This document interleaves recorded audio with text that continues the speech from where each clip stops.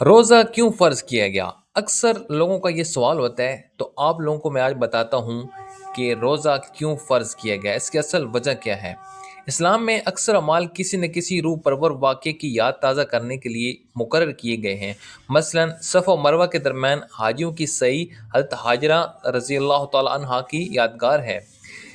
اسی طرح ماہ رمضان مبارک میں سے کچھ دن ہمارے پیارے سرکار مکہ مدینہ کے تاجدار صلی اللہ تعالیٰ علیہ وسلم نے غار حرا میں گزارے تھے۔ اس دوران آپ صلی اللہ تعالیٰ علیہ وسلم دن کو کھانے سے پرہیز کرتے اور رات کو ذکر اللہ عز و جل میں مشغول رہتے تھے۔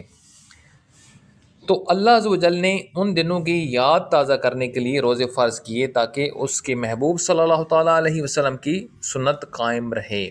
تو دوستو، اس طرح کی انفارمیٹیو ویڈیو دیکھنے کے لیے میرے چینل کو سبسکرائب کریں اور بیل آئیکن کو پریس کر دیں تاکہ آنے والی ویڈیو آپ تک پہنچتی رہے۔